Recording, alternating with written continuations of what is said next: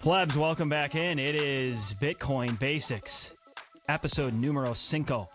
That time of the month where Daz and Seb are in the studio and we get to talk about some of the fundamentals. Last time we were on here, episode 4, the intention was to do how Bitcoin works in one foul swoop. We got about halfway through that. Daz recognized that there was no freaking way we could tackle it all in one conversation. Our bladders wouldn't allow that. So we have split it. The first part, episode 4, we covered nodes and I guess you could generically say distributed ledgers. And today, the focus, gentlemen, is going to be on proof of work and Bitcoin mining. Big topic. We're glad you're here. Before we get into the nitty gritty, how is everybody? Going good, boys. This is one of the best topics, I think, for Bitcoin in general. It's one of the rabbit holes that many people dive down and really cements what makes Bitcoin unique and a powerful force to be reckoned with. But aside from that, going well. Just experienced a scam, which I'll let Seb just say g'day first, and then I can let you guys in on what happened in the world in the little family of the bees this week. Over to Seb. No, I couldn't agree more, Daz. I think that when I understood Bitcoin mining, I think that is when you feel as if you're opening up the Pandora's box that is Bitcoin. Suddenly, before that, I thought it was honestly just this bit of I felt there was value there, but I didn't truly understand it. And I felt there was the potential for it to be a scam. I was just like, how does this really work? And then when you understand Bitcoin mining, that's when you're like, wow, this is unique. It's able to do something that we previously have not been able to, which is obviously proof of work. And we're going to dive into why this is important. But yeah, this is where it really turned my head when I started understanding Bitcoin was when I dug into mining. Yeah, totally agree with you on that point. And we were discussing this a little bit before we clicked record, which is, I mean, it's been a while since I really dug into these concepts, and they are intimidating to people who, are looking at them at first blush. And it's easy to forget a lot of these details as you move on, say a couple years, 3 years after you've done the deep dive on this. It's easy to forget some of those little details that really grab you again and pull you back in to make you realize what makes this thing so special. And we're gonna do our best to make this as simple and easy to understand, and also dive a little deeper for other people. But if any of this goes over your head, we'll have some resources in the notes as well to help you guide yourself through this stuff. Yeah, I would say for me, guys, this is the hardest part of Bitcoin for me to still understand and digest, and it certainly was in the beginning. And I think grasping it, even having a fairly simple grasp of the significance of proof of work, is the gateway to understanding Bitcoin's uniqueness. Like if we were to talk about whatever the phrase Bitcoin maximalism means, that for most people centers around a logical commitment to the necessity of proof of work, and an understanding that for a monetary protocol, it's very likely that only one proof of work protocol will win. And we may cover that some in this episode. But this whole topic, one of the most challenging to understand, one of the most important to understand. And I think for a lot of Bitcoiners, I totally agree, Seb, it's the moment where it clicks and they go, holy fuck. And this thing gets even deeper and deeper. Like we'll talk about how proof of work is essential to enforcing immutability and supply cap and all that. But then the second layer is getting into all the energy implications and all that. It's an insanely deep and vast subject that is difficult to understand. As we've said multiple times through this series, I am confident we will not do it full justice, but we'll give it a go. So Daz, fill us in on the story. What happened with these scumbags? Yeah, people preying on people's emotions. So our little, the Daz B family, I was getting teamed up on 3 against 1 to get a new puppy, new dog. So we lost. Dude, you lost that fight before it started. Yeah, I knew that I was only buying time, so inevitability. So yeah, we got, unfortunately, Mrs. B fell for a bit of a Facebook scam. Apparently, it's pretty rife, so it's a good sort of word of warning for everyone out there. Don't trust anything on the internet, right? And you know, it's one of those things with Bitcoiners. We hold that true. Don't trust, verify. Mrs. B is a is a Bitcoiner. Probably not as hardcore Of course she as is. us. How could she not be? You'd be divorced if she wasn't a Bitcoiner. But she's probably still a little bit too trusting of the world that we've left behind, kind of thing, right? So Wow. yeah, no, and to her credit, it was a pretty elaborate scam. So these people were on a local dog breeder's site. She's got a very specific breed that she wants to go chase after, and looking at this guy's profile, he'd been around for years with various dogs, and looked like he was like a professional breeder, right? So different types of dogs and all this sort of thing. And that's probably the first red flag, was like he had probably too many types of different dogs, right? So easy to look back through the clues now and backwards assess where things went wrong. But anyway, so he had these puppies for sale and reasonable price, which sort of sucked her in for a start. You know, probably another red flag was a little bit cheaper than the other ones we're looking at. And you know, he had photos, he had videos, and looks like they just troll through other people's groups and actually engage in conversations with other breeders and get their content and just reshare through like Facebook Messenger. So anyway, she put a $500 deposit down to hold this dog, and this guy lived a couple of hours away, so we're all teed up. We cancelled a trip this weekend to go and jump in the car and go and pick up this dog, and Damn. and then find out that dog doesn't exist. And I did some detective work, you know, and found out that he had some images of this dog that had a vet in the background, and I'm just looking at the vet. That vet had a logo, and it was like the map of Tasmania, which is, you know, obviously a long way away from where we live. And yes, anyway. But Well, you I'm know, sorry to hear about that, man. Yeah. So that was just more. They're already grown emotionally attached to this puppy, you know. So that was probably the most devastating part of it. $500 is, I mean, that's a lot of sats. And it was fiat, right? You lost fiat, not Bitcoin? Yeah, I lost fiat. I didn't lose any Bitcoin. Thank God. Oh, good. I was just... The Dan, have we ever told the story about the crypto graffiti piece of art I bought? I thought I got totally scammed on this. Josh got worked over. So Josh at the is conference a last year, soft target, by the way, if you want to scam someone. dude, this was like heart wrenching for me because it was Bitcoin I sent. I found this. I saw this thing at the conference. It's the one I have on the wall back here, and I decided a couple months later I wanted to buy it. Found it was a legit looking version of the Bitcoin conference website. So I was like, oh, they still have one left. I'm buying it. I sent the Bitcoin. So then right after sending it, I'm thinking like, this is kind of strange. Why would they still have this left over? There's only 21 of these made. So I started reaching out to people at Bitcoin Magazine, and one of our good buddies there was like, hey man, I'm sorry to tell you this, but pretty sure you got scammed. And Dan and I were like I was a wreck for like 24 hours. Like this, I thought for sure I got fucked, and it turned out that that this was was his like puppy, Daz. It was that my was puppy. his puppy that he lost. Yeah. It turned out though I got lucky because it was a dead version of their website that they were able to dig it up and find it, and they actually had it and they sent it to me, so it all worked out. That was actually But I Chris thought it was Alamo fucked. that flagged that. Alamo, It like, was. shout out to Chris Alamo. Alamo's just like smarter than us, and A, he's smarter than us. B, he's able to spend 17 times more time on Bitcoin than we are. So he just like is kind enough and generous enough to like DM us when we do dumb shit. He'll be like, hey, your That's right, episode's yeah. just fucking labeled wrong. Or like, hey, Josh, you probably got scammed. Or like, you guys are doing this wrong. And Chris, we appreciate Yeah, you he's keep doing helped us that out because we more need than a once. chaperone. Yeah, he guides He's us. a blue collar Bitcoin chaperone, basically, is For what sure. Chris Alamo is. Yep. Can't wait to see him in Miami. Yeah. Yeah. So be careful out there, especially with these AI scams that are happening now. Did you guys hear about the lady who they got a voice recording of her daughter? They used AI to make her voice screaming in the background. They told her that they had her at gunpoint or something, and they had her send, I think it was like $10,000. And then she found out afterwards, because her daughter was in Mexico on vacation.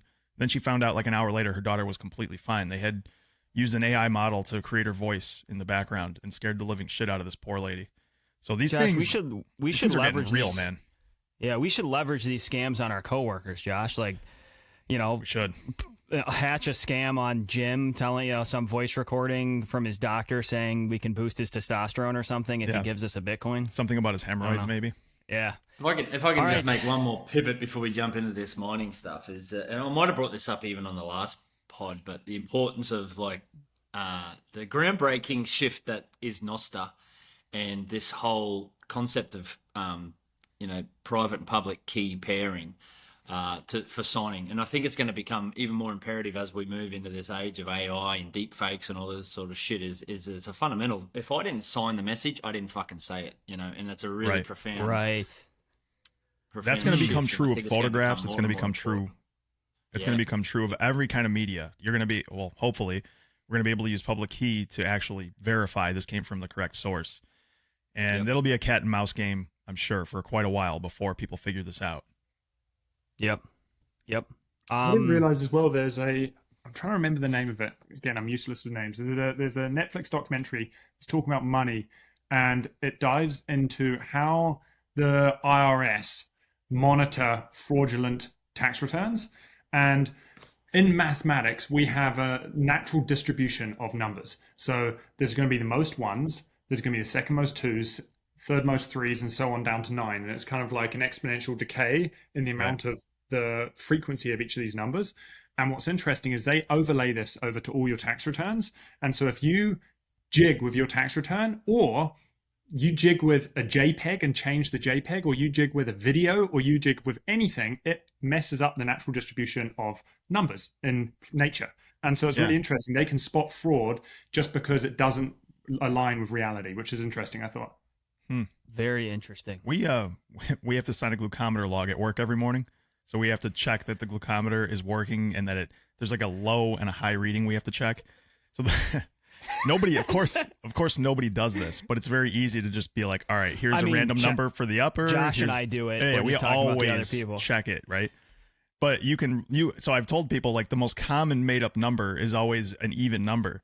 So if you're going to make up the glucometer numbers, more than often use an odd number, because for some reason humans have a propensity to just think, or no, I'm sorry, that's backwards. Use the odd even, numbers, right? Yeah, the odd numbers people choose because they think odd numbers are more random. They just feel more random to us, even though they're not. So you always choose an even number if you're going to make up a number. So as an aside, but yeah, we always check the glucometer. Always write down the proper number. Does everyone here on this listens to the show love the chief disclaimers that come out on this show? Like, we'll get into something. We'll be like, okay, wait, but chief, if you're listening, X or Y. That was a chief disclaimer. Right. Okay, today's topic, mining. We've got, I have freaking 7 pages of notes in front of me. Dude, we've already pissed away 12 minutes and we didn't even get into this thing yet. Yeah. When I do this, when I do this many notes, they become completely useless. It's just an exercise of going over it in my head. But let's start with, what is Bitcoin mining? Whoever wants to tackle that first, and then we'll we get in. We can pretty on much it. just go through that and then call it a day. I think at like 15 minutes, they should be able to handle it. It's one of those things where I feel as if giving a little bit of a back step as to where Bitcoin fits in this, where mining fits in the whole kind of concept of Bitcoin. So let's just step back into the last episode, and we discussed distributed ledger technology. Now, if people remember, distributed ledger technology is what allows Bitcoin to be decentralized. And so if you have, let's say, Visa has the ability to verify transactions, and they can do all of this on a central ledger. But the problem is we have to rely on Visa, and that they have our best interests at heart, because they could change that ledger, and all of a sudden our bank balance is not or our credit card balance is not going to show what we really have. And so how do you get around this? And this is one of kind of the innovations that kind of Satoshi kind of pieced together with mining and all of these other things. One of them is distributed ledger technology. And so the idea behind distributed ledger technology is that, let's just say we've got Dan, Josh, Daz, and myself. Now, distributed ledger, let's say we all hold a copy of a ledger, and on that ledger is a list of transactions, so we can determine who owns what. Now, if Dan decides, you know what, I want to kind of jimmy rig how much Bitcoin I have, so I'm going to alter my ledger, he can go and alter it. But the problem is, there's 3 of us, myself, Josh, and Daz, who also have that record of that ledger. So we can compare our ledgers against Dan's and realize that he has altered his ledger because it does not align with consensus. It's 3 against 1. So distributed ledger is just simply the movement of, the distribution of ledgers, whether that is domestically or globally. When we're talking about Bitcoin, we're talking about globally, and we're talking about hundreds of thousands of these ledgers distributed globally, so that any one individual can go and alter the ledger if they want to, but no one else is going to accept it because it doesn't align with the majority. Now, where mining comes in is we've got this ledger that's got a list of transactions, and we can determine who owns what. Where mining comes in is, how do we update this ledger? And that's what mining does. Mining allows us to add transactions to the ledger, but we've got to figure out an effective way to add those transactions. And that's what we're going to discuss throughout this whole episode is how do we add these transactions effectively? Yes, this is all about reaching consensus, right? So we've kind of covered in the last episode that one of the main responsibilities of nodes and node operators is auditing the accuracy of the transactions, making sure that all the Bitcoin consensus rules are followed, that the UTXO set is accurate, that things are unchanged. Audit, I think, is the word that comes to mind there. But then the question is, when you have this massive, globally distributed, huge, growing node network, how in the world do those nodes reach consensus on which blocks get added to the blockchain and which transactions are officially settled? It's another way to put what you just said. And that is the proof of work solution, is how do we reach globally distributed consensus internally, right? Not externally, not with an external oracle. How within the system itself do we reach consensus? And that's the solution. Well, Satoshi didn't invent proof of work. It was invented before, but he added that to this mixture to create Bitcoin. And that's key to understand. And it's also important when we're just off the top of this, proof of work was invented by Adam Back, and it was in order to keep spam from just destroying these email systems that they had, these central servers, because people could just potentially send massive amounts of email and they could lock up a server. So the idea was to create a cost to having to send an email. And then Satoshi basically took this idea and decided it should be costly in order to mine Bitcoin, because then you can incentivize the system to be to keep it less capable of being attacked. So you basically create a system where you incentivize these people to mine by having to cost energy to do it. And then if they win this mining game that they play, they get paid out for it. So you're kind of aligning all of the game theoretical pieces in a way that allows people to do what is best for the system in general and what is best for everybody, which is to be honest and give them an incentive to do the right thing instead of cheat the system, which is a very important part of this. This is, besides actually adding transactions, making it actually costly to cheat is a very important aspect of this as well. Go ahead, Daz. There's probably just a few more concepts we should introduce before diving in, and one of those is mempool. So basically, that's just a pool that sits off to the side for transactions waiting to be appended to the blockchain through that mining process, which we'll elaborate on. And the other one is just talking about the halving, just really quick, and introducing that concept of block reward again. So Bitcoin mining, the protocol is deliberately set to only append a new block to the blockchain once every 10 minutes. So it's very deliberate. And why they do that is for the supply issuance. So we've spoken in previous episodes that there's only ever going to be 21 million Bitcoin supply cap that's controlled through the protocol. And currently there's only about 19 million in circulation, just over. And how new Bitcoin gets introduced up to that supply cap is through the process of Bitcoin mining. And that's why we're deliberately trying to control once every 10 minutes so that a whole flood of resources don't get pushed into Bitcoin and swamp it and completely saturate that supply issuance. We want it very slow and deliberate, once every 10 minutes. And the 21 millionth Bitcoin is not going to be mined till the year 2140. Dan, I see you got your hand up there. Yeah. No, I was just going to add something to zoom out before we get into the mechanics of how it works. And that's, I'm going to dig into an area that I feel like I misunderstood mining for quite some time. When you first get introduced to mining, and I think this is where the word mining itself is confusing. The initial thought is that this is all just about the creation of new Bitcoin. And that is one of the incentives behind mining. And it is how new coins enter circulation. And we'll get into that. But I think it's helpful to reframe it a little bit and view it. And I'm credit to Andreas Antonopolous for this idea. But Bitcoin mining is essentially immutability as a service, right? If we are going to enforce a set of monetary rules that are not going to change, this protocol needs to not just be tamper evident, it needs to be tamper proof. And those are words we might double back to later. But how do you create a mechanism, an incentive mechanism that discourages people from and makes it extremely difficult to change the ledger in any way, shape, or form. That is what mining accomplishes. And you have to understand how incredibly difficult that is, because even the word immutability is loaded. Theoretically, everything in the world changes to some extent. And to say that Bitcoin is fully immune to any change in the future would be naive. But in the digital sphere, this is the hardest digital database or ledger in the world to date ever created. It's the hardest one ever created to make any changes to. And that is because of Bitcoin mining and proof of work. And we'll fill in how it accomplishes that. But essentially what these miners are doing is they're stacking work.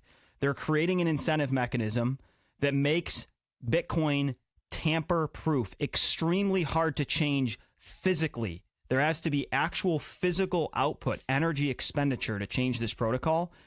And so the main point I'm making there is it's not just about creating new Bitcoin. It's not just about consensus. It's about making it a robust protocol that is truly immutable and extremely difficult to change. And it's that third component that I think a lot of people miss. And some of that's because of just the labeling's not all that great and calling it mining.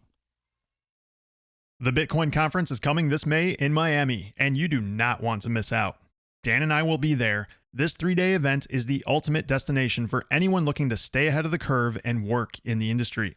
Industry Day tickets are available for those who want to network with like-minded professionals and learn from the top experts in the field.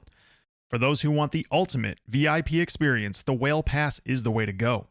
With exclusive access to private events and top-level speakers, you'll get the inside scoop on the latest trends and insights in the industry. So why wait? Get your tickets now and join us at the Bitcoin conference in Miami, where the future of finance is being shaped today. Use code BCB23 to get 10% off tickets, and we will see you in Miami. No, I think you make such a good point, and you touch on the incentive side of things. And I think the incentive is when we step back, and this is one area that took me a long time to understand as well, as you kind of mentioned, Dan, which is the fact that if you look at, say, Visa being centralized can adjust the ledger whenever they feel.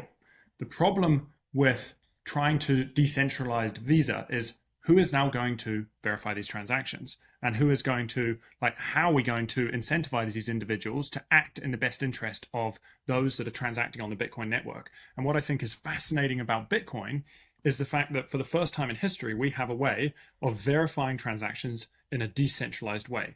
And at a very high level, and we can start diving into this when we talk about kind of how Bitcoin mining works, but at a very high level, what you've got to do is if you knew who was going to verify the transaction, then that individual, if they wanted to, could act in their own self-interest and do something that is against the interest of those that are transacting on the network. So how do you get around that? Well, you have to randomize who is verifying transactions, and you have to reward those individuals. So if those individuals are being rewarded to verify transactions, but they don't know whether or not they're going to be the one who is going to be able to verify the transaction, then all of a sudden, they have to act in the best interest of the network, because they obviously have to play by the rules in order to be rewarded. But at the same time, because they don't know whether or not they're going to be the ones that are verifying the transactions, naturally, you've got this randomized process. And that is what I think is so fascinating about Bitcoin, is we've randomized who is actually verifying transactions and then rewarding that individual. So now it's in their best interest to play by the rules,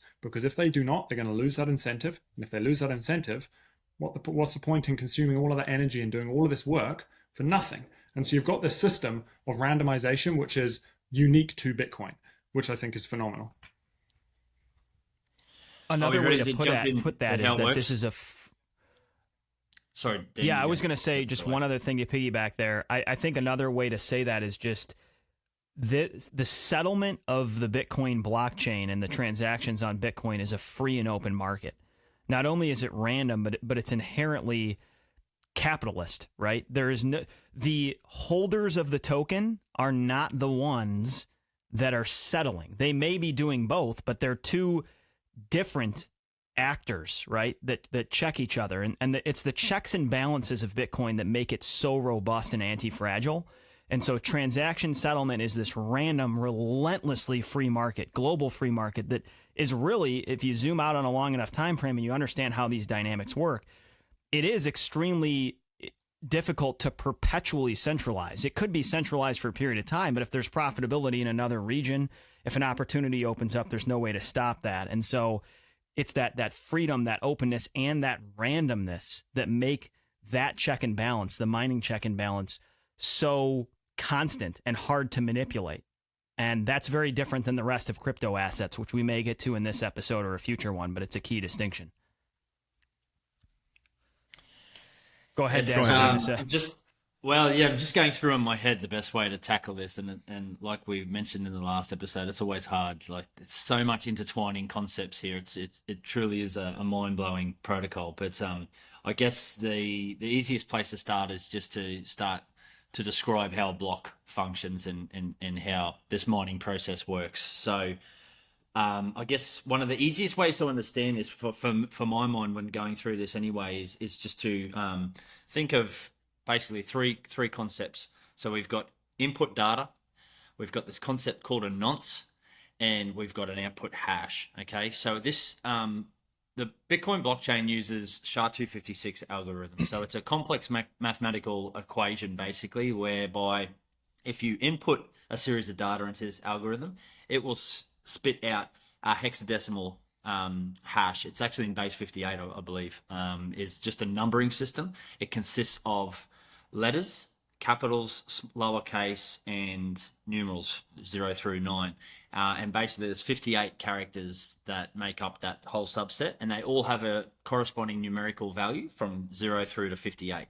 So why that's important is the output hash for this input function. So if we put this data into this algorithm and it spits out this hash, the fundamental thing to understand is that output hash is nothing more than a number. It's a numerical, it's a really, really large number, but it's a number nonetheless. Now, why that's important is because the Bitcoin protocol has this concept input into it known as the difficulty adjustment. And basically what that means is it has a target value. So for a block to be valid, we have to get a hash output from this algorithm below a certain target number. And that's what we're basically trying to achieve. This is the whole concept of this mining, is that all of these computers are working towards finding a combination of data that hits below this target number. Now, how they do that is this field called the nonce. So if we take a subset of data and inside that data, there's a whole heap of information in there. Let's call it transactions, let's call it block headers, and there's a little bit of nuance to that, but it'll do for our analogy. We're going to take this data, and then the nature of this algorithm, basically, it's true that there exists a subset of data when appended to this data that will result, when we put it through this algorithm, it will result in a output hash that is below a certain target number.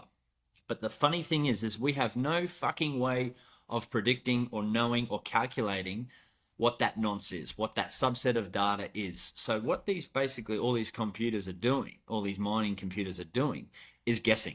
It is the biggest fucking game of hide and seek the world's ever known. It is basically just them taking turns doing this trillions of times per second in order to try and guess what that number is. So we grab a subset, we grab some data, and then we're trying to guess. Now, basically, it's as simple as going, is that number 0? And they put it into the algorithm, and it spits out a target number, that it spits out a hash, and that hash might be above it. So it's like, it wasn't 0. Okay, yep. Is it 1? Is it 2? Is it 3? Is it 4? Is it 489 trillion, right. 460, blah, blah, blah, and so on. They're constantly trying to guess what that subset of data is, putting it through the algorithm and trying to find an output hash that is below that target value. When they find one that's suitable, they broadcast that out to the other network. And it's kind of like this concept of a zero knowledge proof, whereby you can broadcast that solution to everybody, and it's very, very easy for the rest of the network to backwards look and verify that that is indeed a true a solution. And it's kind of like, I always make it sort of akin to a Rubik's Cube. So, those whiz kids who grab a Rubik's Cube, it's all jumbled up and they go within 7 seconds and they present the solution. I have no fucking idea how those whiz kids, what steps they took in order to come up with the solution. But once it's solved, it's very easy to broadcast and prove that they did indeed solve it. And that's sort of the concept behind that mining. They find a nonce, they put it through the algorithm. Once they find the output hash that satisfies, below the target number, then they broadcast it to everyone else, and it's very easy to verify that is indeed a true solution. Daz, I just want to say that you definitely know how to solve the Rubik's Cube. Daz is, if you guys don't know, is a massive Rubik's Cuber. It's incredible. Wow. Before we go much further than hashes, I just want to give a couple of just to explain hashes a tad bit further. There's two characteristics that hashes have that are very important to understand. Number one is they're a one-way function. So they're a mathematical function that you can put in any amount of information and they will spit out.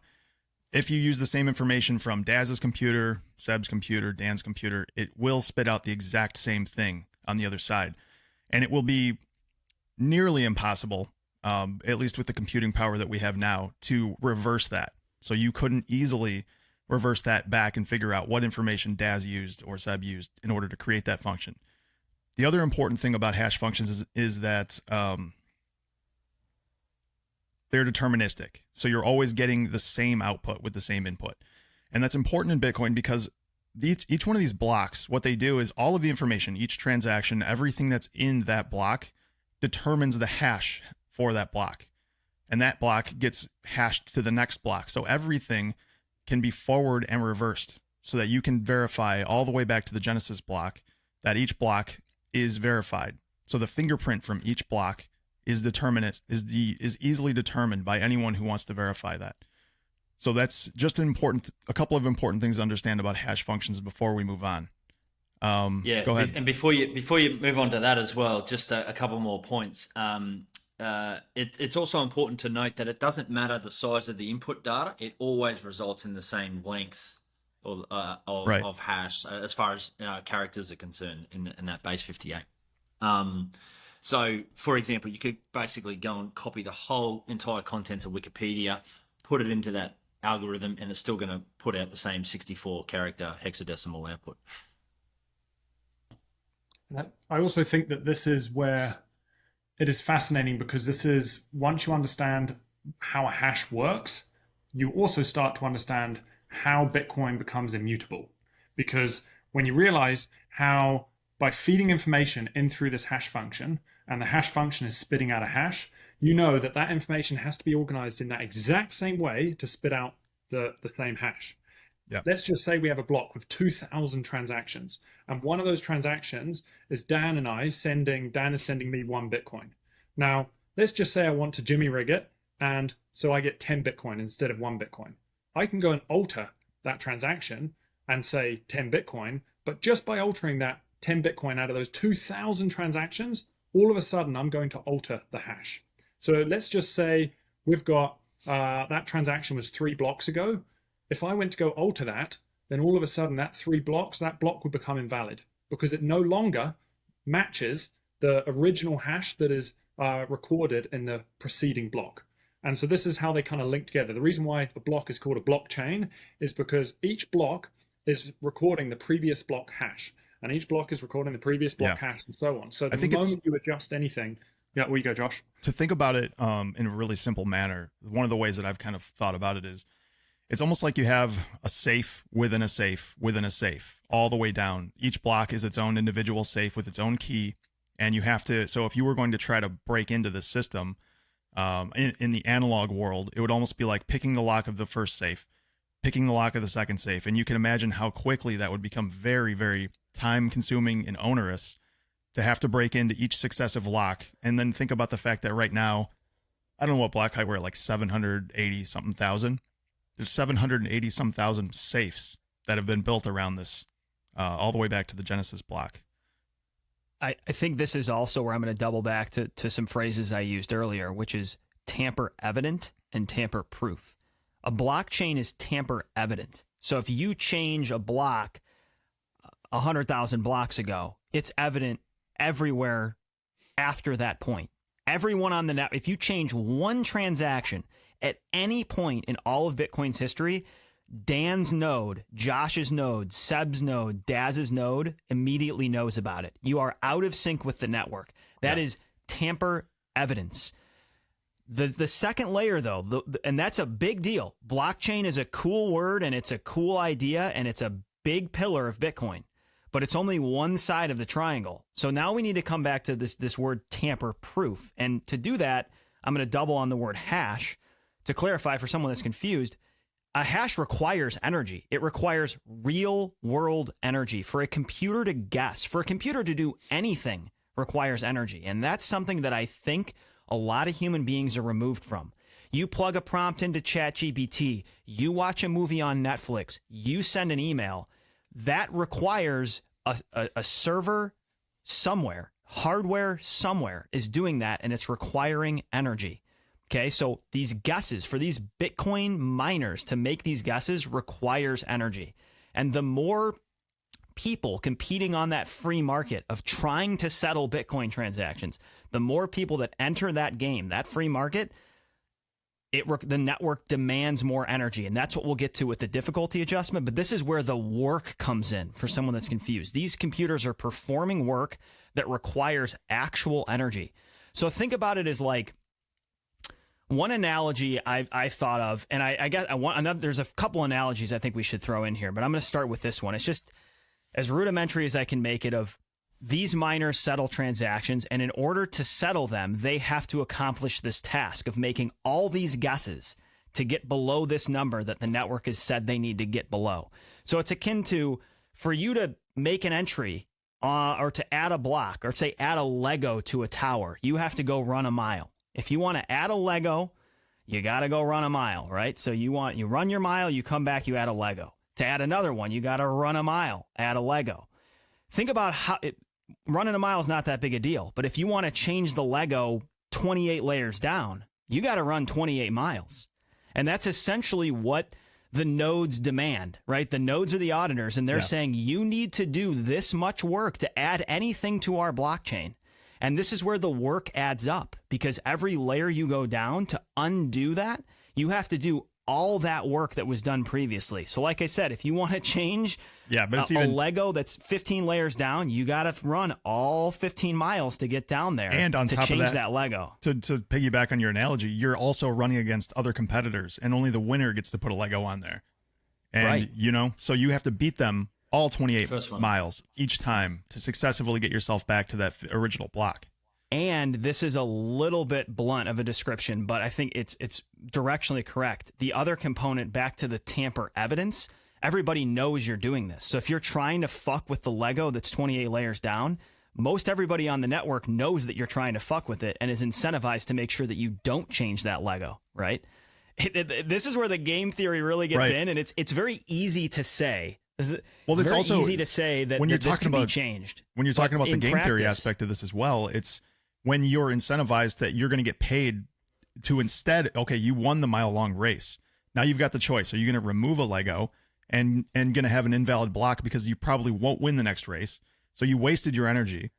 Or are you going to add your next block, get paid for it, and move along?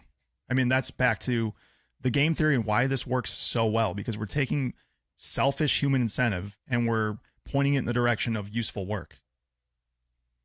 No, and just kind of tying it back to that point that I brought up a little earlier, which is how does Bitcoin outcompete something like Visa, which is centralized? And that is where, exactly as you guys have just described, we are not incentivized to try and cheat. If we try and cheat, we're not going to get our reward. And if we're not going to get our reward, then why are we doing all this work? And so what Bitcoin does is it incentivizes us to act in the best interests of the individuals, and it randomizes who it is that actually verifies these transactions. So you never know. So it's not in their best interest to change the transaction. And so that is where I think Bitcoin is so incredible, is for the first time in history, we've got a way to randomize the verification of transactions while incentivizing these individuals who are verifying these transactions to act in the interest of the users, which is phenomenal.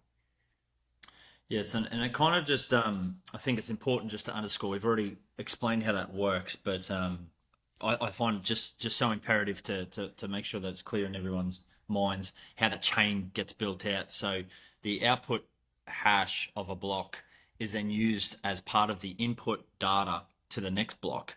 So you guys mentioned before, if you just change one of those transactions, or even if you added a decimal point to that data, so if you've got this block of data within your block and you add a decimal point, or you change a lowercase a to a capital A, it changes the whole output hash, and it's totally, you cannot predict what that output is. It doesn't it doesn't just change one of those characters of the hash. There's no way to predict what effect that's going to do with the output hash. Sorry, Josh. That's one of the most interesting things about the way this works. There's hash calculators you can play with, and I was messing around with one last night. We'll link in the show notes to one of these. You can experiment yourself, but you could make a string of random numbers, change just one of, say, 50 numbers, and the output will be not similar in any way. It'll be drastically different, like unpredictably different, right, which is obviously why it's so useful, but it's just a very interesting thing to watch happen. Yeah, it is. It's cool. And I think playing with these things helps you understand this better. Yeah, for sure. There's actually a really phenomenal one. AndersBrownworth.com. He's got a phenomenal tutorial series that takes you right through. You can play with it, and there's a video series that accompanies it, and it takes you right through this concept about building a block, how the algorithms work, and you can play around with different inputs and outputs.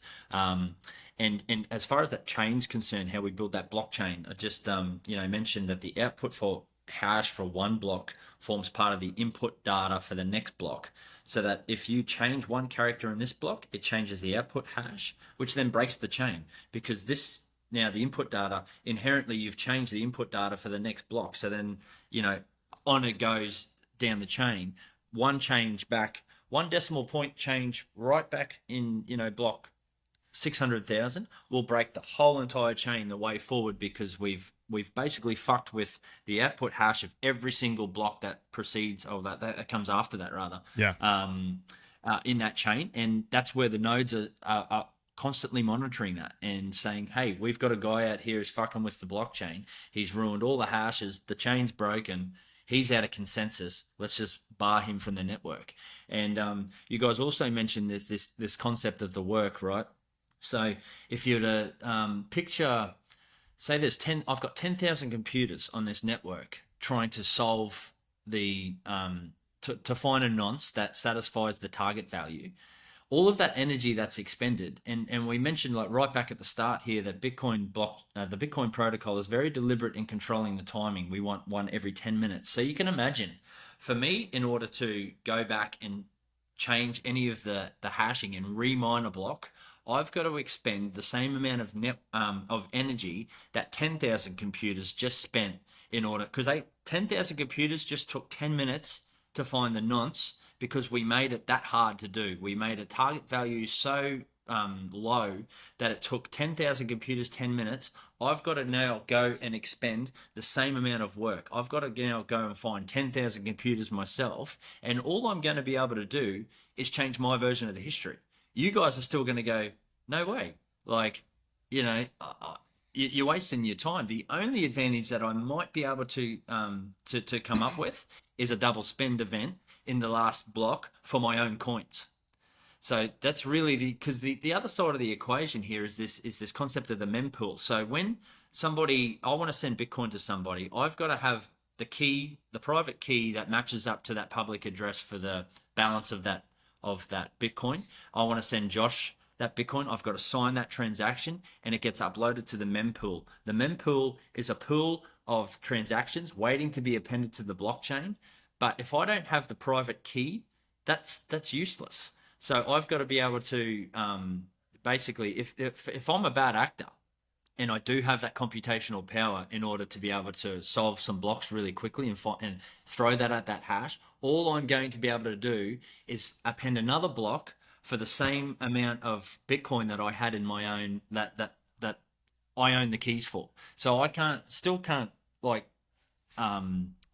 hack Seb's key and spend his Bitcoin. I can't hack Dan's key and spend his Bitcoin. It's totally useless. So the only thing I'm going to be able to do is append another block in quick succession to the current block if I own that computational power. I don't know if I explained that well, but maybe no. That's a really good point. There's limits to what you can do. The other thing is you can't just, even if you had 50%, 51% of the hash rate, you can't just suddenly change consensus rules. Like, you're up against this whole other massive cohort of auditors that are just constantly making sure a certain rule set is enforced. But yeah, I think there is a little bit of a misnomer that, like, once you gain the majority of the hash rate, which, by the way, would be insanely difficult, even if you just quantify the amount of energy and say, well, someone can come up with that.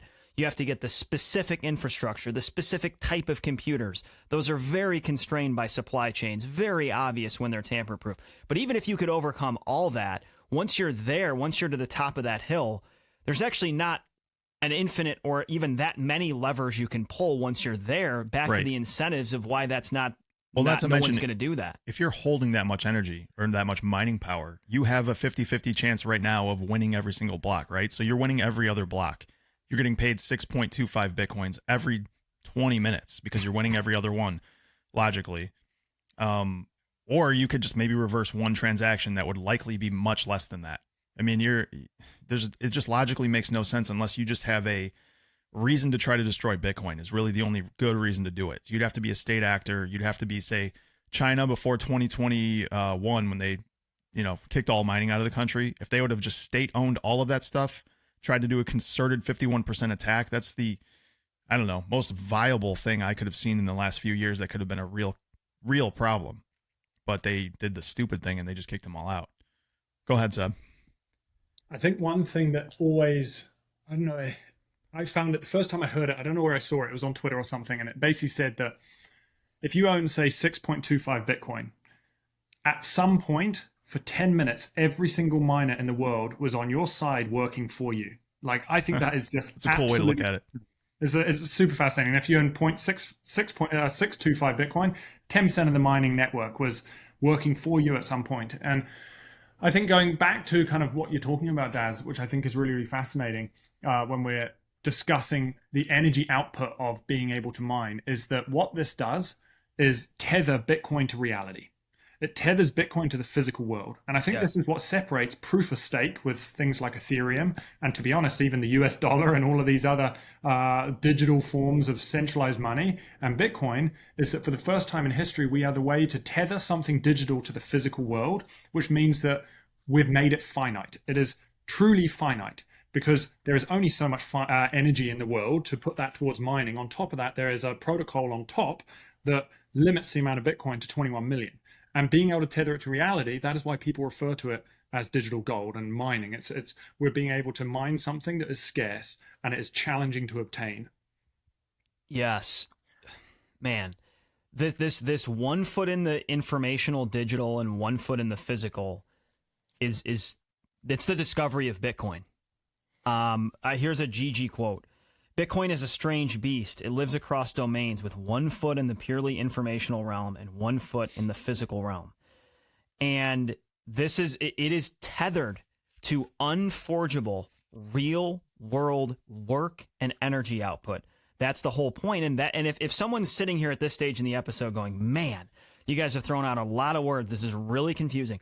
Why this is important is in the 4 of our viewpoints and in the market's viewpoint, mind you, this is the best way that's ever been discovered to make something digital unchangeable. Digital items are inherently easy to change.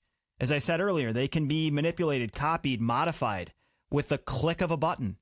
Bitcoin, through math and cryptography that proves real world work, it creates an abstract digital ledger and ties it to real world unforgeable physical energy output. And that is what makes this thing so freaking hard to change. Yeah. We talked a little bit about the incentives that Bitcoin miners have in order to be good actors in the space. And so I want to talk a little bit about how that works and the block reward itself. So if you're a miner or a mining pool and you get, you're lucky enough to be the one that strikes gold here and you get the block, you get to send that block to the nodes. The nodes all verify it. They say, yes, you won this block. You get all of the fees that were collected during that entire block space. So all of the transactions that went in, all of the people that paid a transaction fee to the miners, you collect all of that. And that can change, obviously, depending on the block, depending on all kinds of other things. But you also get, at this moment in time, 6.25 Bitcoins. So that's the incentive structure that's built in order for the miners to want to be good actors and do the thing that they're supposed to do and not try to attack the blockchain here. So 6.25 Bitcoins now. And then this is an important concept I'm going to introduce now too. And this is called the halvening. So Bitcoin's got a 4-year epoch. Every 4 years, this amount of Bitcoin is reduced by half. It started at 50 Bitcoins, down to 25, down to 12 and a half, and right now we are sitting at 6.25. And that will be reduced next year in 2024 to 3.125. So that's also important because that's what maintains the $21 million or 21 million Bitcoin limit. Because in successive years, it'll continue to reduce until the year 2140, as Daz mentioned earlier, when it will stop. It'll cease to give a block reward anymore. And that's also, many people believe, the inception for a lot of these crazy bull runs, because we see the distribution of Bitcoin gets cut in half, it becomes more scarce, and then the price inevitably rises as long as people are still looking to buy Bitcoin. Oh, you go ahead. So with touching on what Josh said there with the halving and the cycle and the run up for these bull markets, it kind of makes sense when you sit back and say, okay, if I was and mind you, these mining companies now are very sophisticated, well capitalized operations. They're well run. They're not just a bunch of plebs plugging into their mum's basement. You know what I mean? These are very sophisticated operations, dovetailing into a lot of other energy sources, of which we'll touch on it later in the episode. But if you are one of these very well run capitalist structures, and you're a miner and you get 6.25 Bitcoin for every block that you solve, it kind of just makes sense that if my expenses and my operational expenditure remains constant, if not going up with the rising cost of energy, and then in 4 years time, this is due next year actually for the next halving, my reward's going to be reduced to 3.125. It kind of makes sense that I'm not going to actually want to part with my Bitcoin holdings for any less than what I was earning previously, right? So so if nothing else, price should double every 4 years. With just on that very rudimentary concept alone. Sam, do you have anything to say before I dive in? Sorry, Dan. I was just going to say really quick for someone that's confused, like the rules that we've mentioned, like 21 million supply cap, right now, 6.25 Bitcoin, the halving, all these things. These rules are part of the software that's running on our nodes. That's been the case since Satoshi invented this. Right. So if you're like, where are these rules coming from? It's the software that nodes are enforcing. The auditors, right? Someone that's auditing has a standard in mind that they're auditing to ensure that standard's being followed. That has been set since the beginning. It's never changed. It's very unlikely to change. The nodes are the ones dictating that. And the miners are really, in a lot of ways, just at the behest of that software that's running on the largest collective sample of nodes, right? So I think there's a couple points I made there, but one of those is that those rules are not being dictated by the miners. They're doing the bidding of the nodes who are dictating what the rules are. And I think that's an important distinction and commonly misunderstood, that people think that the miners are just kind of running the game. They're not. They're just sort of the workhorse that makes the protocol immutable. Mm-hmm. No, 100%. And I wanted to tie 2 points together that Josh and Daz brought up, which is Daz a little while back talked about the difficulty adjustment. And when he was talking about the difficulty adjustment, he was referring to it as the miners obviously need to expend energy to create these hashes, and these hashes have to be below a certain value. And Josh was talking about how over time, every 4 years, each epoch, the miners are rewarded. What they are rewarded is halved. And so right now they're being rewarded 6.25 Bitcoin. So you could ask the question, well, if a miner, let's just say all of a sudden I decide to pick up a bunch of energy from somewhere, I own a dam and I decide to put that all into Bitcoin, and suddenly rather than mining blocks every 10 minutes, because I have so much energy and computational power, I can suddenly start mining blocks every 2 minutes or 3 minutes. All of a sudden what ends up happening is we're going to run out of Bitcoin very quickly. Instead of running out of Bitcoin and reaching 21 million at 2140, all of a sudden what we're going to find is that we're going to hit 21 million much quicker. And so that means that there has to be a mechanism to be able to regulate the supply of Bitcoin. And that mechanism is called the difficulty adjustment. And so what the difficulty adjustment does, and so as Daz mentioned, they've got to get the block hash below a certain value.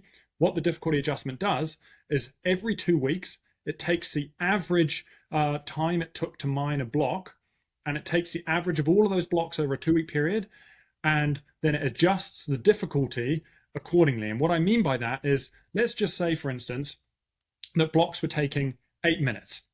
That means that we're going to run out of blocks quicker than we would expect. And so they've got to make that difficulty harder. So all of a sudden, that bar, which Daz is talking about, which the miners have to get below, is lowered. And so by lowering it, all of a sudden these miners, they have to find a lower number, which is even harder. And so naturally, the next block, well, it could take 12 minutes. So then that difficulty adjustment is going to raise again. So because this difficulty adjustment is adjusting every single 2 weeks and regulating, that naturally, over the long run, you have the law of large numbers. We're going to average at a block every 10 minutes. But that doesn't mean that we're going to get a block every 10 minutes. If you click on the mempool.space, you'll see some blocks are every minute. Some blocks are every 20 minutes. But in the long run, we're going to average every 10 minutes. That was a bit of a long-winded explanation, but... Oh, that was good. I have a little bit of an analogy I thought up for this difficulty adjustment too. It's very simplified, but I think it might help people who are listening to this and maybe a little bit lost. So 10 minutes is the target. Imagine that you're playing like an arcade basketball game and you're trying to hit you're trying to hit shots. As you're throwing, this game is compensating to try to cause you to only land a basket every 10 minutes. So if you're terrible and you're missing everything, it's going to make the hoop bigger for you. If you're incredibly good and you're nailing everything, it's going to make this hoop incredibly difficult for you to hit. And it's going to keep resizing this target for you until you're on average hitting that thing every 10 minutes. And that means that sometimes you'll get lucky and you'll hit it on the first shot. But more than likely, you're going to hit it on average 10 minutes. Sometimes it could take 20. But because this is all probabilistic, this hoop changing for your specific game is likely going to average 10 minutes. And that's all this difficulty adjustment is doing. It's just trying to make the average of all these computers hit that target in around 10 minutes. Yeah, I love the golf analogy you guys did in your piece you sent us about mining. It's like it's a target score, you're a golfer. right? If you got, one of you guys do that. Let's throw two sports analogies here. I'm not going to steal from you. One of you give us the golfer analogy. Go, Seb. Dan and myself, Josh, talk a lot on this show about running a Bitcoin node.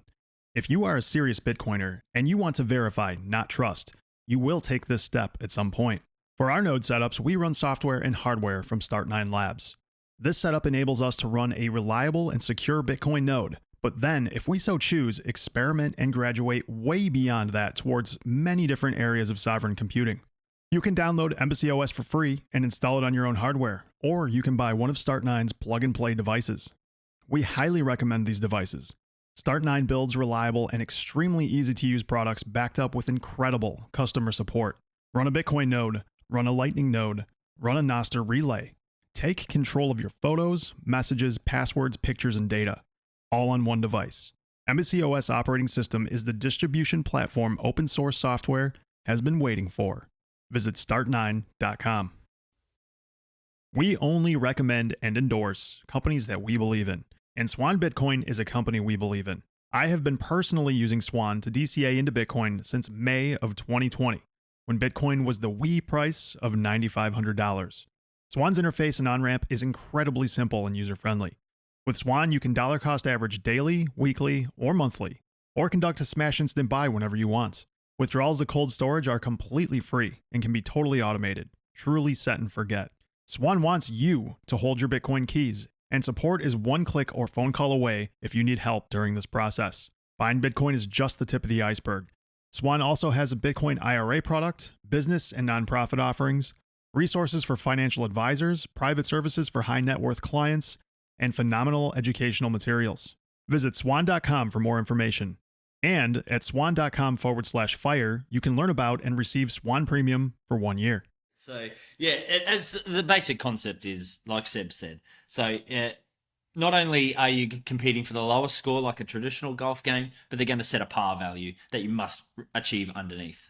So, if you're going to play 18 holes, they might say you have to shoot under 50 in order to even participate. And as the person that comes in first under that wins the game, right? If not, we send you all back out and you can have another crack at it. And that's basically the sort of analogy we were trying to use. I think Josh had another good one, was like you're finding a needle in a haystack. And, the more people that are sifting through that hay, the easier that needle's going to be to find. So in order to compensate for that, the protocol just dumps a shitload more hay on it. And it works in reverse as well. And we saw that in around April or May of 2021, the massive China ban. So China banned Bitcoin mining, and we saw a massive overnight drop in hash rate. And then obviously not having as much computational power thrown at the protocol trying to find and solve blocks, it slowed down. But just as predicted, within 2016 blocks, that difficulty adjustment around 2 weeks, it reassessed how long it took the preceding 2016 blocks to get solved, and it adjusted accordingly to compensate that we just had a whole shit ton of computational power leave the network, and it behaved beautifully. It was one of the best, most rigorous tests that Bitcoin has ever gone through, to see how we compensated and how we adjusted. So it might take a little bit longer than 2 weeks for that, but it eventually compensated. I think it's important to explain why 10 minutes was chosen as well. And the reason for that, in 10 minutes seems like it's a random choice, right? And there's a lot of blockchains, like Litecoin's a good example. They'll say, well, our blocks are 2 minutes, so we're faster, better, superior to Bitcoin in some way. But the reason that 10 minutes was chosen by Satoshi is because this blockchain is decentralized. So all this information, once a block is found, it has to be disseminated across this entire network, across the entire world, for all the nodes and miners to receive the information, then to start working on the correct block. So if it was shorter, many miners would be working on the block that was already solved, wasting energy. And if it was longer, then it would, potentially take too long, be very slow. So 10 minutes seems to be a very good median between disseminating these blocks, getting everybody on the same page, and also not making it so long that it's onerous, where in order to get confirmation, which is usually 6 blocks, it takes, an entire day or something. So the reason for the 10 minutes is basically for decentralization purposes, so that everybody can be on the same page. We're not wasting energy mining blocks that have already been solved. That's basically the reason for the 10-minute period. I think as well, while we're on this subject of the difficulty adjustment, sorry, I think I've got a bit of a delay, so apologies if I'm talking over top of you guys. But while we're on this topic of the difficulty adjustment, I think it's important to note and compare it to gold and how that compares with gold. So as the price of Bitcoin rises, we're incentivized to throw more mining. So if you're a mining operator, the price of Bitcoin rises, that 6.25 Bitcoin reward now becomes a lot more attractive. So I'm incentivized as a capitalistic business to go and throw more capital at it, acquire more miners, and try and improve my chances of mining more blocks. So that's why the difficulty adjustment's important, just so we don't saturate that supply like we've already touched on. But you compare that to gold. Those same incentives exist in the gold supply as well. So if I'm a gold miner and the price of gold increases, I'm incentivized to increase my production, open up new mines, go and start looking at new jurisdictions, and take on a bit more risk in order to try and up my production to get more gold. The really big difference between Bitcoin and gold, though, is gold has a self-cannibalistic nature. So as I'm incentivized to dig it out of the ground at a faster rate, I'll inevitably saturate the market with excess gold, which puts downwards pressure on price when we're looking at that supply-demand equilibrium. So if I have more gold to sell, I'm going to saturate that market with more supply, and the price will go down. So it's a self-cannibalistic nature of gold. And that's one of the reasons why the difficulty adjustment is such a powerful concept, is because Bitcoin solved that self-cannibalistic approach, whereby if I'm going to throw more computational power as a Bitcoin mining facility to try and up my chances I can't flood the market with any excess supply, because the difficulty adjustment is just going to tick-tock next block and make it harder for the whole network as a whole, and continue that rate of supply of new issuance once every 10 minutes. There's no way I can throw more computational power at that and solve it any faster. All I'm going to do is be able to increase my chances. And this comes down to this concept of luck and hashing. So when the Bitcoin network as a whole is represented by this concept called hashing. So it's a way of just for us to visualize how much computational power is getting thrown at the protocol. Is this and we call it hash rate. So that's just basically a function of how many guesses are my computers is the computers on the network taking in order to try and solve blocks.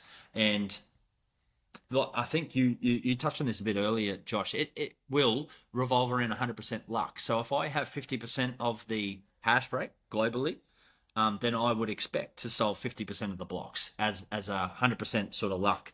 And obviously you can float around that, but that's how these mining operators focus on is that concept of over a long enough time period, I'm going to have 100% luck in solving exactly the percentage of hash rate that I'm throwing towards the network. I would expect to solve that same percentage worth of blocks, so I can then start to forecast out my capital expenditures and so forth. Now, if me as Daz, I run miners at home. Now, if I'm going to plug that into the wall and mine, Badass, by the way. Oh yeah, cool.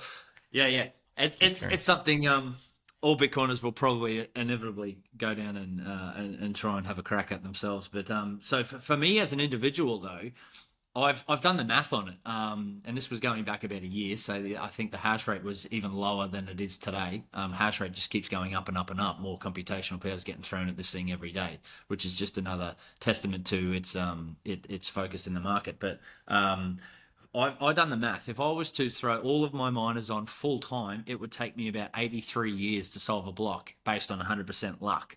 So my incentive is not there to mine on my own.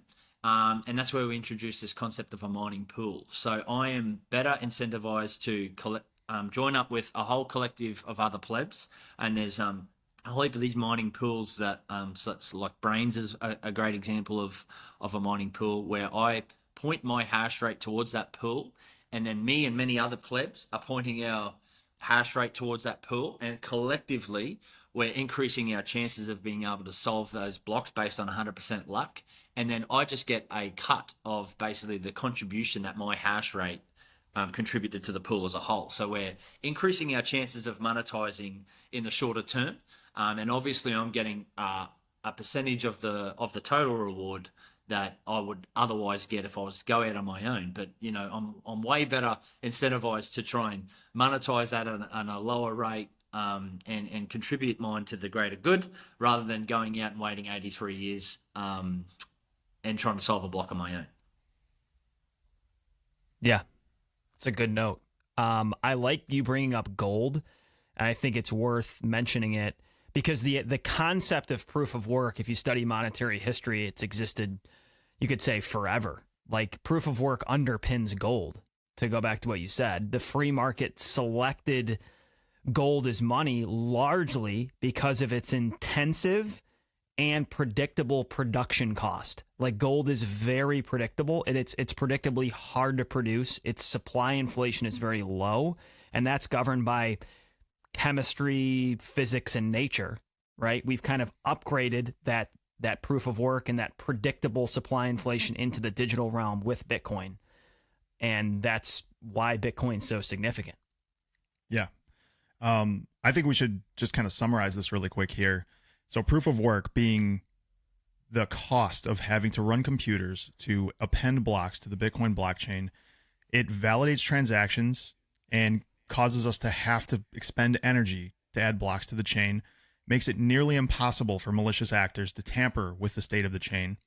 Changing anything, so even if you have a massive amount of this network power, changing anything in any one block requires you to redo all of the work in all of the blocks ahead of the block that you are trying to tamper with. So that's why people say that the deeper your transaction is into the blockchain, like 6 transactions is generally considered final settlement, because it becomes exponentially harder and more intensive to go further than 6 blocks, or even 6 blocks is insane.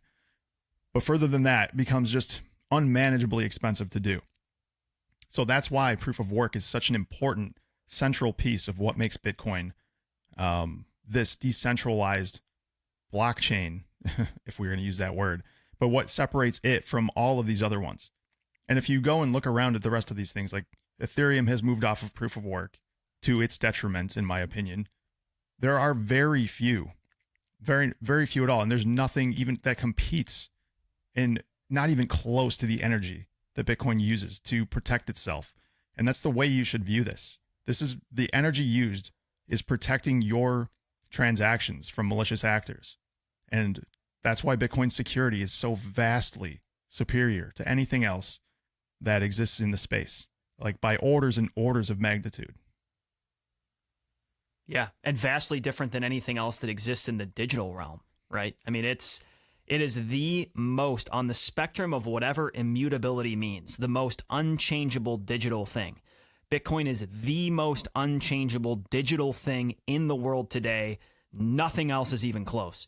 And that, ladies and gentlemen, is why it has value, because of its constancy and its immutability. And there's no, you know, Josh, as you just hinted at, there's no shortcut to this. I mean, there are people that would disagree with us, that would say proof of stake works, it's going to hold up, it's going to be viable long term. But the reason I think so many people are so enamored with and committed to Bitcoin primarily is because nothing else to me, and based on the research I've done, has proven that it's going to stay immutable into perpetuity, other than something that's tethered to real world energy output.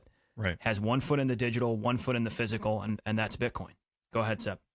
Yeah, I was going to just add as well that is one thing that I think is truly fascinating is the fact that Bitcoin is the first truly scarce, like, instant we've ever had ever in history. Even gold. We may have a predictable inflation rate of around like 1 to 3% depending on the year and how many miners there are, but there's no we cannot prove that there is not going to be an asteroid out there that has freaking 100 tons of gold that's going to land on Earth, and all of a sudden we're going to massively inflate the gold supply. And so what I think is fascinating about Bitcoin is, for the first time ever in history, we have true scarcity. There will only ever be 21 million, and I think that is fascinating.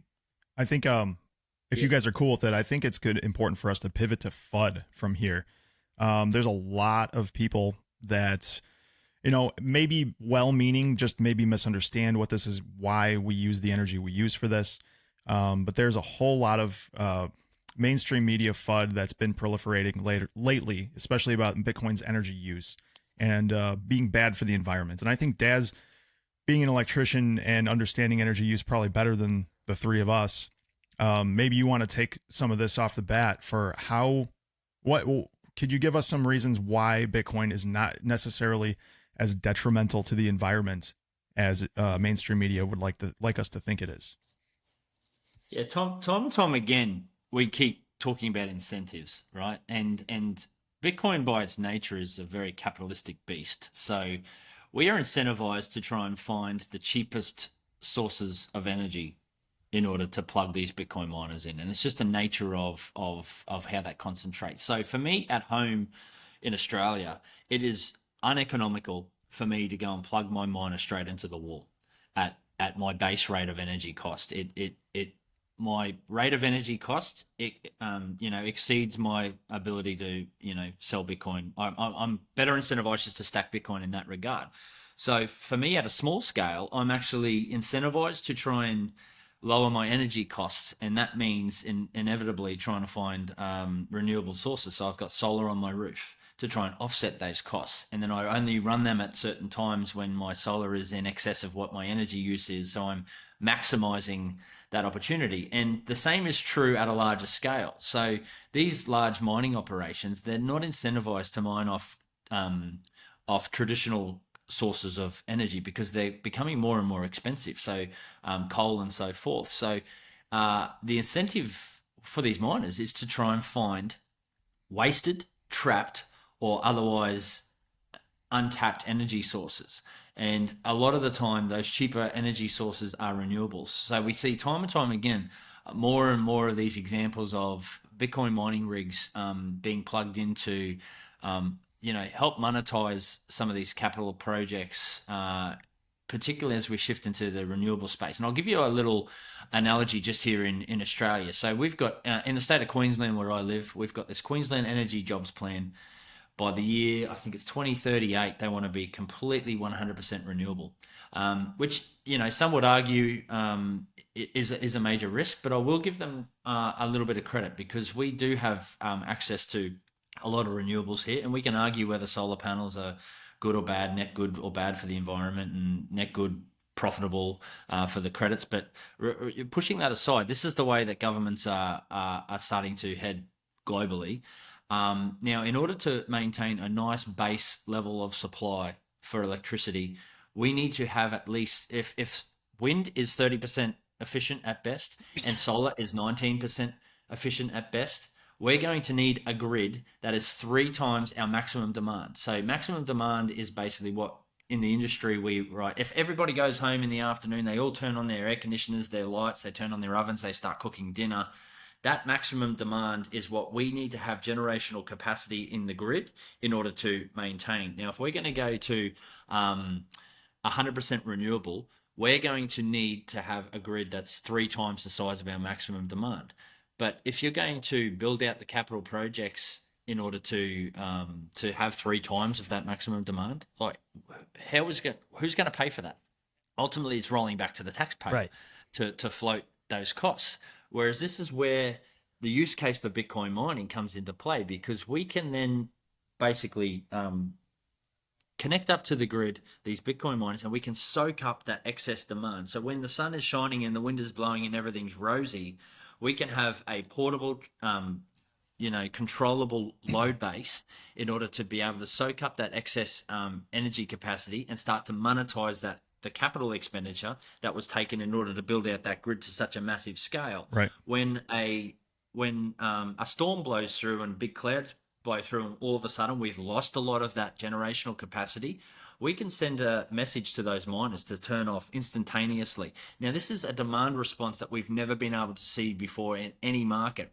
Traditionally, we used to use aluminium smelters and stuff like that, very similar, big load bases, but we can't just turn them on and off on a dime. They take hours to ramp up, hours to ramp down, let alone what they do with their processing. Sometimes it's inconvenient for us to send them a signal to ramp down for those demand responses. But with Bitcoin mining, and this is even a difference with data centers. Data centers are used for this concept as well, but unlike AWS, like Amazon Web Services, you can't just switch Amazon Web Services off, because there's real world applications needing to use that data center. Whereas Bitcoin miners, it doesn't fucking matter. We can turn them off straight away. And as we saw with the 2021 mass China mining exodus, it just keeps on going. So we can have that demand response, and that's what makes it so powerful. So I guess all of that was a really big way of saying that inherently we're incentivized as miners to go and seek out the cheapest sources of energy, and that is generally spare capacity or otherwise wasted energy. Yeah, well said. Okay, to wrap a little bit of that and then come at the energy from a different angle. First, I'm going to chime in on a couple things you just said. Bitcoin mining already is sustainable and renewable rich. Okay, if you compare it to other competitors, right? Bitcoin mining has proven on this giant free market of proof of work that is Bitcoin mining that it tends to seek sustainable and renewable rich energy production. Why? You just hit at some of why. Most renewable energy sources are extremely intermittent. Solar, wind, okay, are the two prominent examples. And Bitcoin is an incredibly flexible buyer of energy, right? Bitcoin, here's a quote, Bitcoin monetizes stranded energy instantly, anywhere in the world at the same rate without any need for infrastructure. I think Harry Sudock said that, but it could have been someone else. Apologies. But it's an insanely unique buyer of energy that tends to be a natural free market subsidy for renewable energy. You just said that. Very important point. But I want to pivot a little bit because I'm not sure. It's an important component of Bitcoin. It has huge implications on the energy market, and it's a marvelous thing for humanity. But I'm not sure it's even the best place to start when we talk about energy. And there's two places I want to go to roll back a second. The first is Bitcoin mining worth it, right? Even if this thing was spitting off abhorrent amounts of CO2 and methane, so are all kinds of other things that we're doing. Is Bitcoin mining worth it? Obviously, the free market is saying yes, proof of work is the solution, in our opinion, to non-sovereign, radically decentralized digital commodity money, an incredibly important use case. So I would argue it's worth it. The second question you have to ask is, if you're worried about Bitcoin mining and energy use, and you say, we need to regulate this, this should be illegal, you have to ask yourself a very broad question about the regulation of energy usage in society. Should policymakers make judgments, value judgments on what is good energy usage and bad energy usage? Let's think about all kinds of other things that are energy intensive. Christmas lights, cat videos, pornography, your Netflix streaming. We talked about this earlier in the episode. Digital things require real-world energy output. Are we really going to live in a dystopian future where policymakers and regulators tell you what you can and can't use energy for? I find Bitcoin incredibly valuable because of what I just said before. It's the solution to massive monetary problems that are some of the biggest our species is encountering currently. One of the biggest problems in the world this is presenting a solution to. And it requires energy output to create that solution. And I value that. And you're telling me I can't do that? So you almost have to, yes, this could be marvelous for decarbonizing and for subsidizing renewables. But let's go one step further and say that even if that wasn't the case, this would still be important and valuable. One of the most exciting companies and projects that Josh and myself, Dan, have come across in the last few years is Crowd Health. If you're already familiar with Crowd Health and have interest in checking it out, then use code BLUE for a significant 3-month trial discount.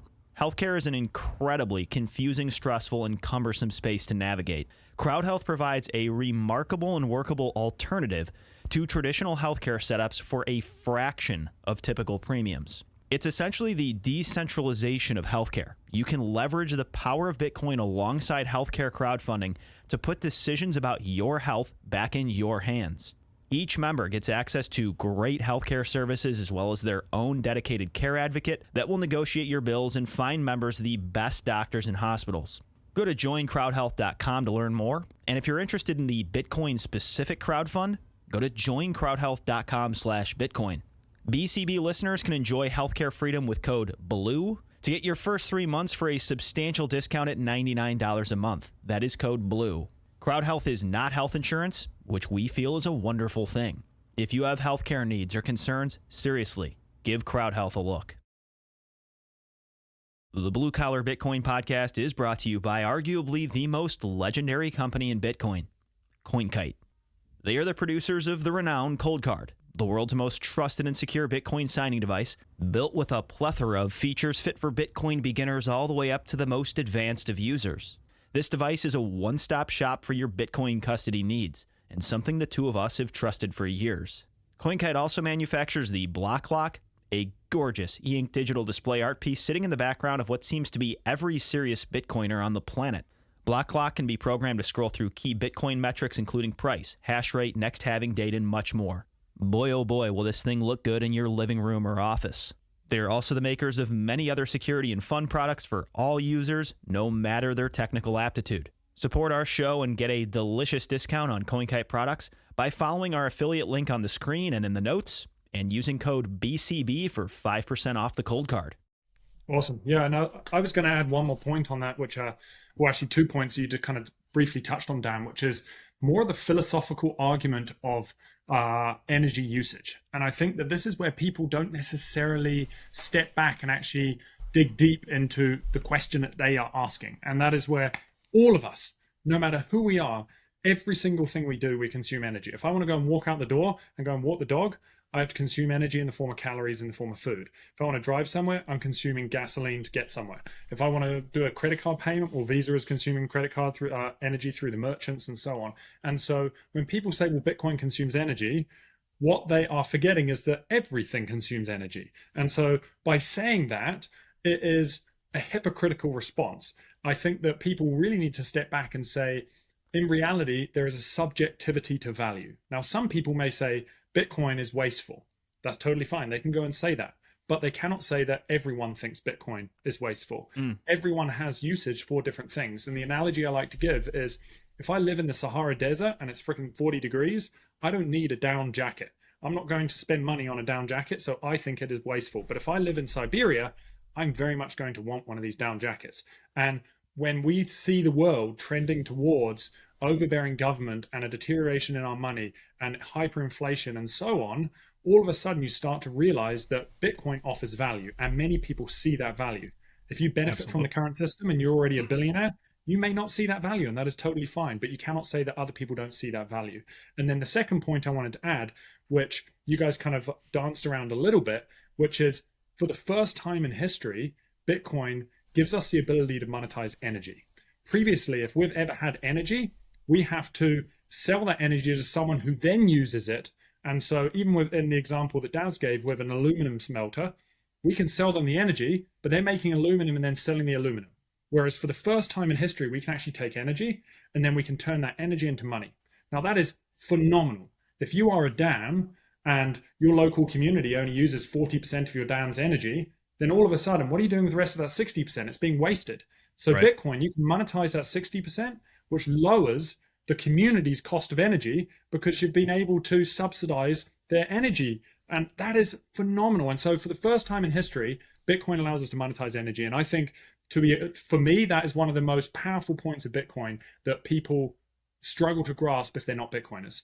Yeah. And there's all kinds of projects going on in Africa right now that wouldn't be possible without Bitcoin mining. Like maybe they can't build this hydroelectric dam because there's no one to buy the energy. But Bitcoin is a buyer of energy no matter what.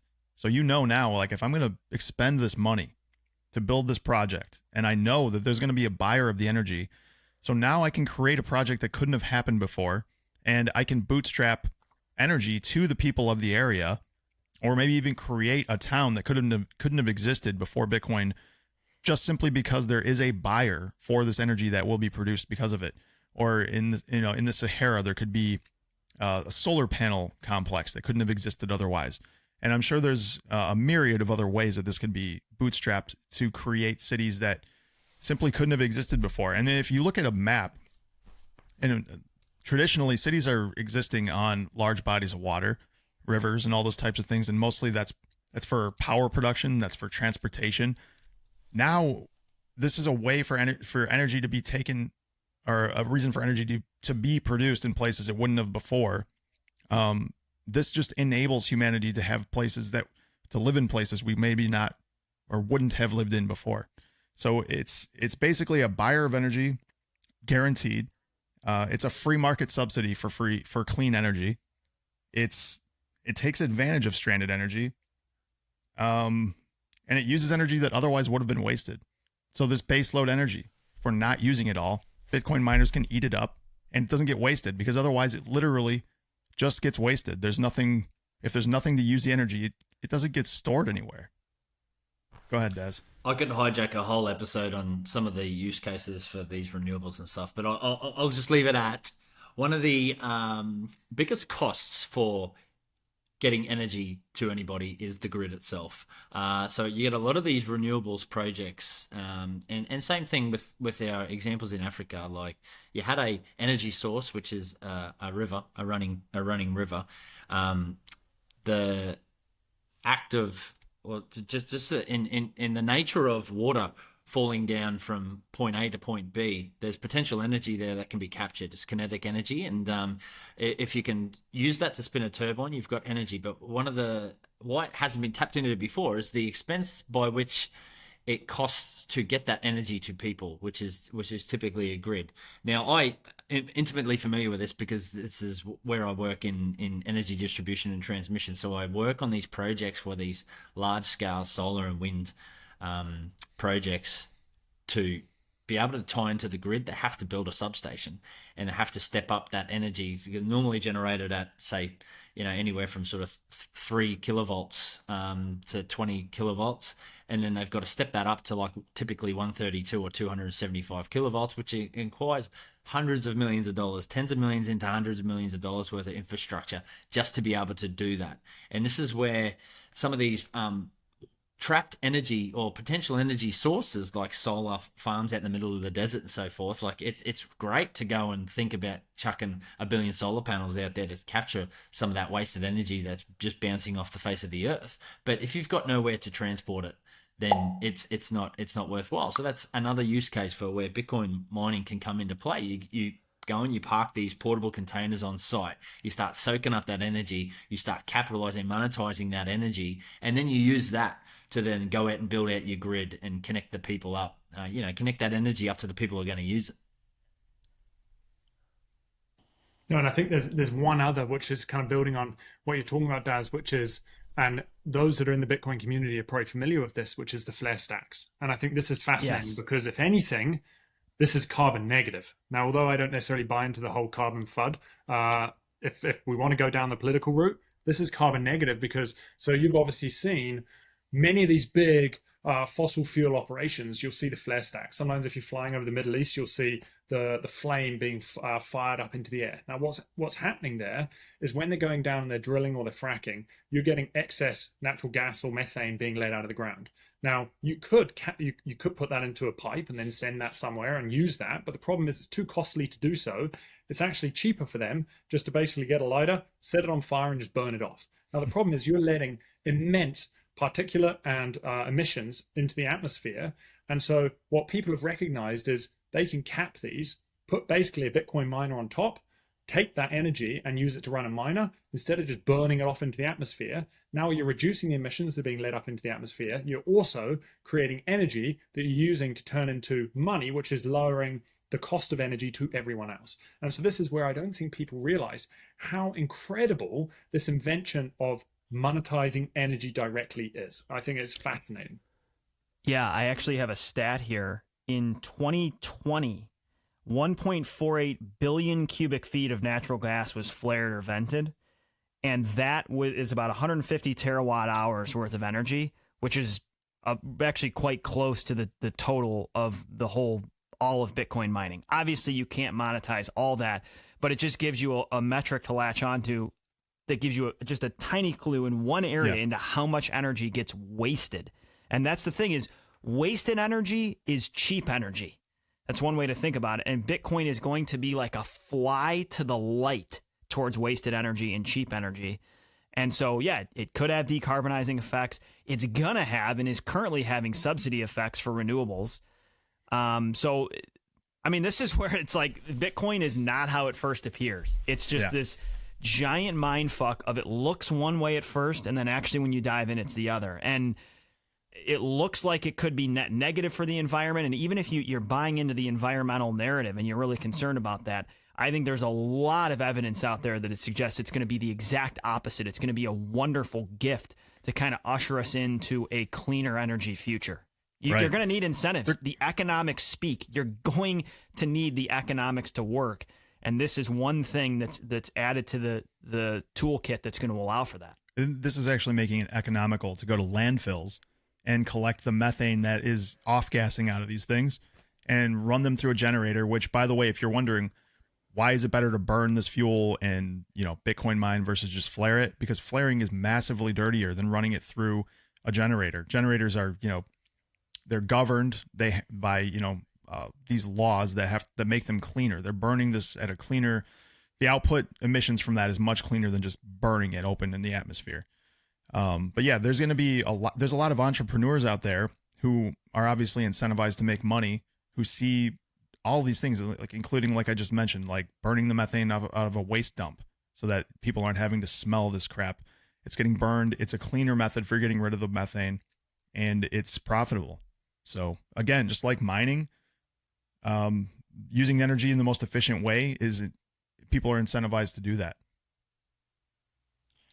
One of the most hilarious bits of FUD that gets spreaded around is how the mining in and themselves are carbon offsetting, carbon emitting, right? And it's there's been a heap of funny memes just kicking around lately, just like comparing it. It's no different to an electric car. So electric cars are celebrated as being these massively carbon offsetting, low emitting things. But at the end of the day, you're going in, you're plugging it into your wall, which is plugged in to the grid, to the coal plant, because that still forms a large part of our baseload supply is these dirty, quote unquote, sources of energy. But, just the act of plugging in your electric car that's all batteries is deemed to be completely green. So, it's no different. Like, Bitcoin miners emit no more or no less carbon than your electric vehicle plugging it into the wall, because we're just plugging into the same sources of energy as every other green piece. It's just an electrical piece of equipment. It just so happens that we are incentivized to try and seek out like co-opting with these energy sources and different sources of free or trapped energy, we're inherently incentivized to just go and park ourselves there and try and get on the other side of the meter, in order to just get first access to that energy, which is otherwise wasted.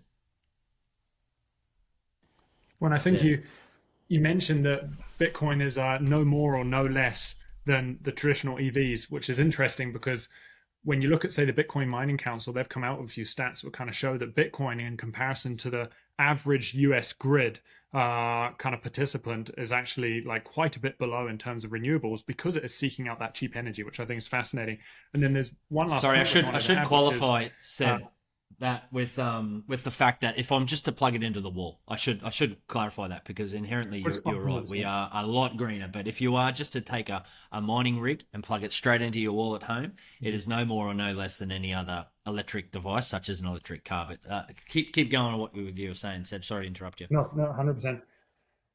Yeah, there was the one last point which I was going to add, which I think is fascinating, is there's another Bitcoiner called Jason Williams. And a little while back, this is probably like 2 years ago, I listened to a podcast and he was discussing how he mines Bitcoin. And he basically takes car tires, which are incredibly costly to break down and recycle because you've got metal in there, you've got petroleum products, you've got plastics, all of these different things.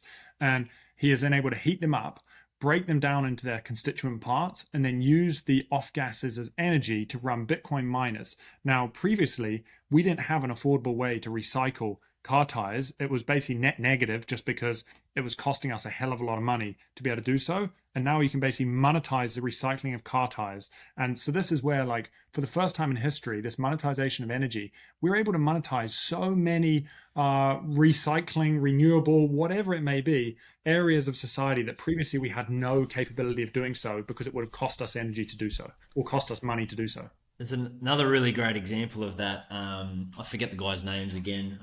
Nathan, I think he's been on Peter McCormack's pod quite a few times. I think you guys might have even had him on with the deep ocean. The concept of harnessing the differences in temperature with deep ocean rigs. And again, it's this concept there's an energy source there. You can basically tap into the differential between the ocean temperature at its surface to the deep ocean temperature to drive convection through heat transfer, and you can use that to drive a turbine. We've never tapped into that because there's nobody living in the middle of the ocean, right? So we've never been able to even consider that at large scale because the economics just didn't weigh up to be able to even build a prototype that made that worthwhile tapping into. Whereas these guys are saying now, okay, well, we'll just use this very portable, very flexible energy monetization strategy, plonk some containers on, go and park this out in the middle of the ocean, and let's build this thing. Let's see if it's viable. Let's see if it's scalable. And then, you can, reissue that capital, the monetization, in order to potentially build out a grid. So we go and park this thing out in the middle of the ocean. All I then need is an undersea transmission cable, and I can use some of those profits from that mining facility to go and build that out. And then, these prototypes are then all of a sudden viable. There was another really good example of using, desalination plants are really, really energy intensive, right? So it's another way of finding abundant energy sources out in the middle of nowhere, and we can start to, I think you were touching this just before, Josh, it's going to totally upend how we as humans congregate within these, cities are getting more and more congested, and it's becoming harder and harder, particularly with resources. But if we're able to then monetize some of these energy sources out in the middle of nowhere, that's basically where humans always tend to flourish, is around sources of energy. Traditionally, it was Yes. access to ports and so forth, so we could get food and commerce through the through the sea.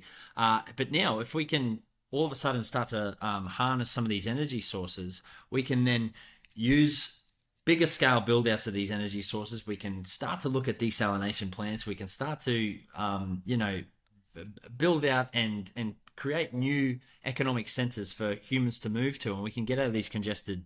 That's a really high level. I think Brandon Quitten, I think, is the guy who speaks to that really eloquently in a McCormack podcast. Everyone should go and check that out, actually, because he's got some phenomenal thoughts around how Bitcoin mining in particular is just going to upend how we see, and it could potentially ruin real estate as an investable option. Like when you think about that.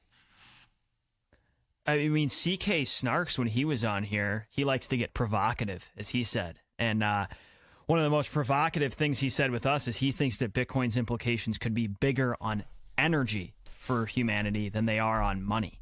That's how significant he views this. And, you know, we said this when we started this conversation, like, this thing is just this endless spiral. And when you really start diving into proof and work and mining, it's when you get into this new labyrinth. Like you're in the Bitcoin cave and you turn this corner, you make this little squeeze and the whole thing opens up and there's all these crazy stalactites and everything. That's kind of what the energy thing was for me. Like I understood proof of work was important. I got to that point. Then I made the squeeze. I got into the cavern and I was like, holy shit, this is going to do all this stuff with energy. But at the very least, if a lot of what we've explored is just new ideas and we're just getting the wheels turning for you, it's something you need to look into. The presupposition or the immediate conclusion that Bitcoin just uses a bunch of energy and is really bad for carbon emissions and all that, there's a lot of really responsible people that disagree, and in a lot of ways the energy market disagrees based on some of just the facts we outlined about how this is being used, where it's being used, and how it could both decarbonize, use excess wasted energy, and more holistically expand energy production, unleash creativity with energy, which is absolutely vital. Like human flourishing and energy production are so closely tied. We've talked about this on this show a lot, but if you look at GDP and the amount of energy consumption per capita, man, do they trace each other closely. So if you look at an impoverished rural African, they probably have access to very little energy, and if they have access to it, it's probably very expensive. That's one of the main reasons they're disenfranchised. And this is the sort of technology that's going to unleash creativity and productivity on the energy front in a very significant and meaningful way.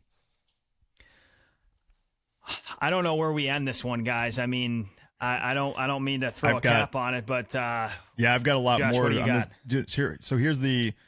I really wanted to get to talking about proof of work versus proof of stake, but I think maybe we'll just put a cap on that and wait for the shitcoin type episode to make that comparison. Yep. Yeah, I think that we covered this pretty substantively from beginning to end, and I know this is a lot to take in, especially when you start thinking about hash functions, nonces, and all of these other terms that a lot of people probably aren't very familiar with. Again, if we'll put some links in the show notes to places where you can learn about this more comprehensively, because this is maybe not the best format for that because it's just audible. But yeah, once you do start understanding that, even at a very cursory level, a lot of this stuff makes a lot more sense. And especially, I think it's important too, this last part we talked about the energy expenditure and how this is a beneficial thing for humanity on net, in my opinion. Even if you believe that energy use is generally bad because it's bad for the environment, there's a lot of ways in which this could actually be a positive thing for the environment. And I hope that we went through those in a way that made sense. Daz or Seb, close us out here. What do you guys want to say to end? I'll go first, and I'll just dovetail this final thought in as well. And this sort of just speaks to a lot of the conversations I have, particularly in my workplace, right? Just trying to get this into the forefront of people to start thinking about as far as an energy grid and energy utility company is concerned. And one of the first things that gets thrown back at me is it's not needed, and that's coming from we've already spoken about it, but it's coming from a real place of financial privilege, and I would just push back on anybody who comes at me with that argument, that if this were able to enable refugees to cross borders or escape these authoritarian controls with the ability to hold their net wealth within 12 words within their head, what amount of energy is that worth? If you're able to save one fucking life, how much energy is that worth? And anyone who speaks down to this protocol and what it does, coming from that energy perspective, fails to understand how that compares to anything else, whether it's, watching YouTube shorts or TikTok or gaming. What value is that adding to humanity? Whereas this is really changing. It's giving the unbanked banking facilities, and it's allowing people to escape those authoritarian controls. and there's so many examples of it doing just that. And I think that alone is, you can't put a price on that, right? You can't put a price on human flourishing. And if anything, I'll just finish all this thought up with just saying mining is honestly the game changer for why this thing's going to survive. We've touched on most of those reasons today, and if we've piqued your interest, we've done our job. There's plenty of resources. We've barely scratched the surface on this, honestly. I'll just sign off with that note. We'll throw some more resources into the show notes. I've got a ton of them, and just start your journey, because this is only scratching the surface.